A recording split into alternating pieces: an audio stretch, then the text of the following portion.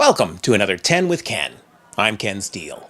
On higher ed campuses around the world, research discoveries are being commercialized, technology is being transferred to the private sector, and students and young alumni are being encouraged to launch entrepreneurial new ventures. We've covered campus incubators in several previous episodes. But in the past few years, incubators have moved beyond software, medicine, and high tech to reflect the altruistic motives of a new generation of up-and-coming entrepreneurs. A great example is at Fraser University in British Columbia. I think it's very fair to say that at SFU we don't think innovation is simply an economic proposition. When we're thinking about innovation, we're thinking about technological innovation and business innovation, but we're also thinking about social innovation.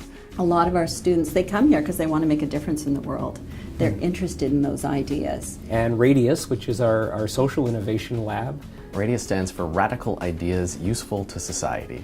I love that acronym. I think it's fabulous. We want to create an amazing educational experience at SFU for people to learn how to do this work out in the world. How do we wrestle with complex problems and bring entrepreneurship and innovation to bear on them? Radius is about using business ideas, but not just to make a profit. The profit is a means to an end, and that is to find a way to do something that will improve society in some way, whether it's addressing issues of the environment or homelessness or other social challenges that couldn't be addressed or wouldn't be addressed in other ways.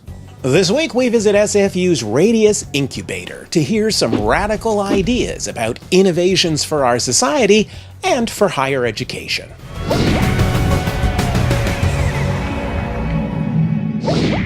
Fraser University launched its Social Innovation Lab and Incubator, Radius, in 2013. Shawn Smith, co-director of Radius, was there from the beginning. Radius is based at the BD School of Business and operates as SFU's social innovation hub.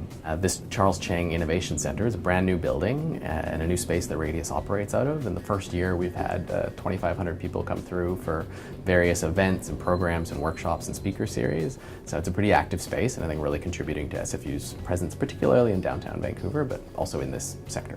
Radius consists of 4 main programs. We run Radius Ventures, which delivers incubation and acceleration support to emerging social ventures. We run Radius Fellows, which is an annual fellowship program for emerging leaders in the social economy. They may not be building their own company, but they're doing entrepreneurial work around solving problems in community. We run Radius Lab, which partners with community around complex social issues and uses entrepreneurship to tease them apart and find opportunities.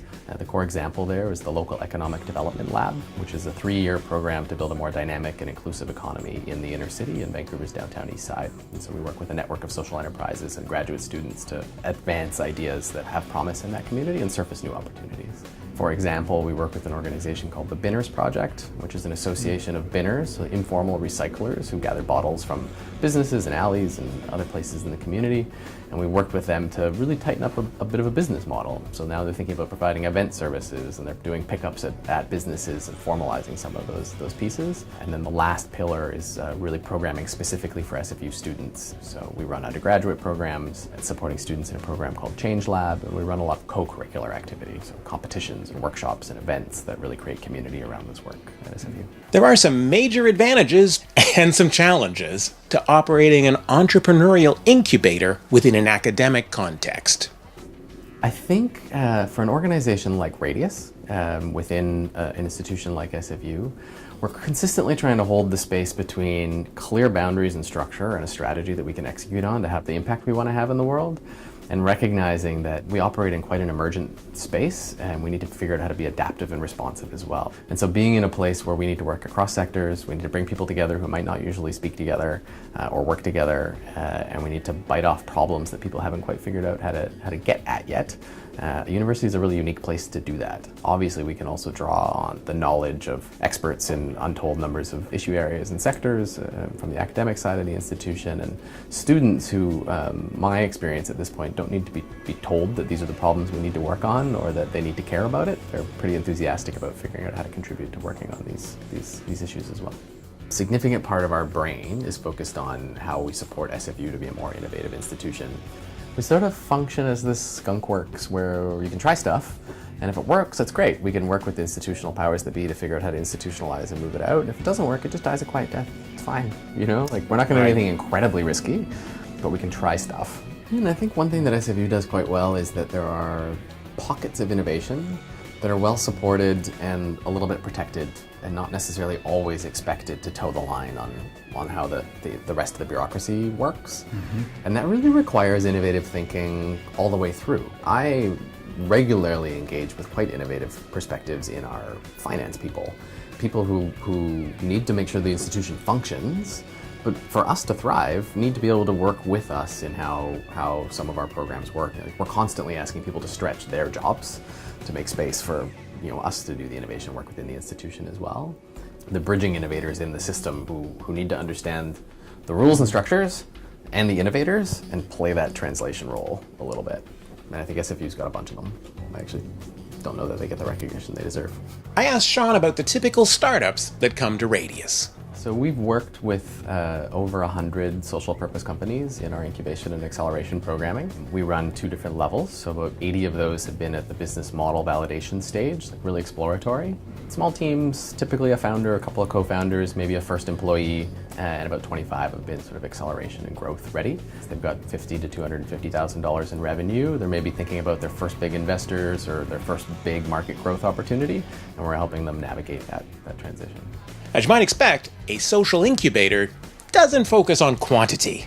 We do have a bit of a different model. It's not really a numbers game. We go really deep with the ventures we work with, so co-entrepreneur, and then we want to be really clear about what we call the delta R. Like, what is the change in trajectory of that entrepreneur and that venture for having worked with Radius? So all of the ventures that we work with have a specific social problem that they think their business model will help improve, but they also have a real business model at the core. So they're trying to build growth-ready ventures that by virtue of the work they do will make the world a better place. We've worked with one of Canada's first zero-waste grocery stores. So they're just opening up their first physical location. They produce absolutely no waste whatsoever.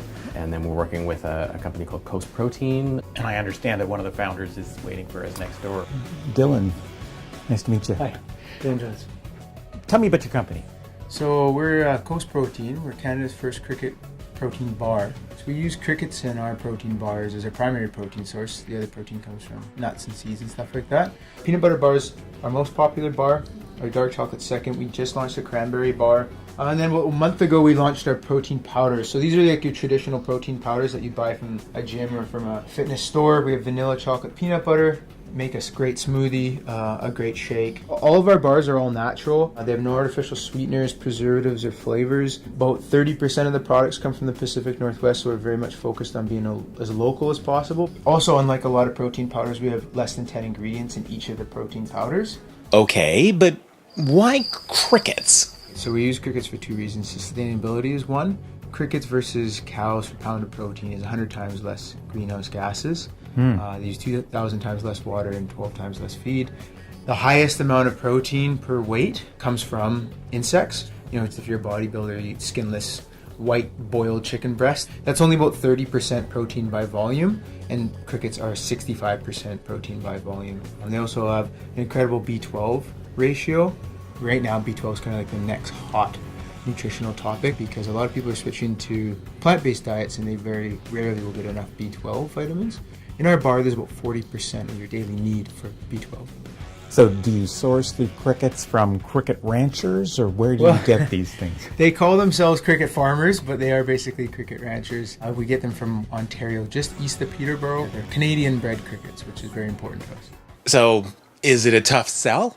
It's a little bit of the wild west of crickets right now, and all insects is something very new to most people. We spend most of our budget for marketing is on consumer education, just telling people that people are actually eating crickets, whether it's in bars or shakes or just in the raw form. It's a niche market, but one that's growing rapidly. As a market as a whole in North America, right now it's about $150, maybe $200 million, and a lot of analytical groups are forecasting about a $1.5 billion market by 2023.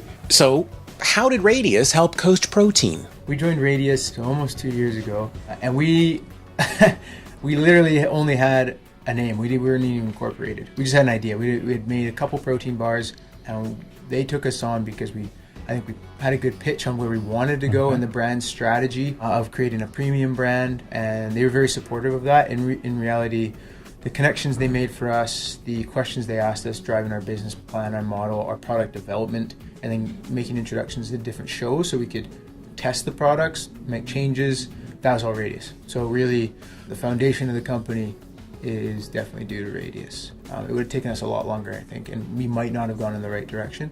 So we're very thankful for that. So I guess inevitably, it was time to put Coast's money where my mouth is. I think I'm supposed to eat one. Yeah, you are. I mean, you're a chocolate or peanut butter guy? Oh, I don't know. Gee. I would go for the peanut butter. You're First recommending experience. peanut butter. Peanut butter is peanut butter, right? Like we've created our products so you taste peanut butter, not cricket, because that's our first. Oh, thank you for that. Although crickets taste What really do crickets taste like? good. Kind of burnt roasted almonds and a little bit of like roasted mushroom. It's a very unique flavor. It's very Almond strong, and mushroom. but it's very good. It's very good. All right, but this will taste like peanut butter. That just tastes like peanut butter. Yeah. It's peanuts and peanut butter, so and honey. It's everything you like.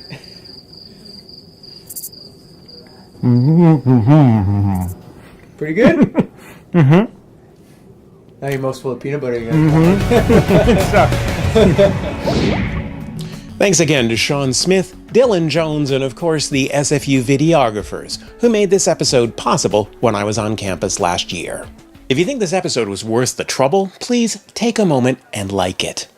Coming up next time on 10 with Ken, I talk with Bonnie Schmidt, founder of Let's Talk Science, about how we can improve science education at the primary, secondary, and tertiary levels. It kind of needs to change all at the same time. 25 years ago, there was no STEM acronym, right? Now it's hot. So we went around across the country, we talked to young people, we talked to teachers, we talked to industry leaders, we talked to policy leaders, and we were able to start to identify trends and ideas for the future of STEM learning. What's happening at K-12 is actually the most important economic driver for this country.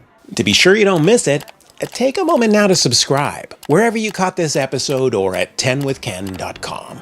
And thanks for watching. A great example is still fighting off a sore throat.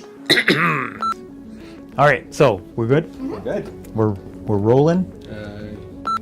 Get all my stuff off the table. My mocha there too. Maybe you can put this in your lap then. Okay. Stuff. Sorry, I can't the camera. Dynamic shot. Yeah, there. totally. I've been poking around a little bit of your stuff as well. Oh, So I'm God. motivated and interested This by would be the a much idea. more professional video. These guys know what they're doing. Excellent. Okay, you done?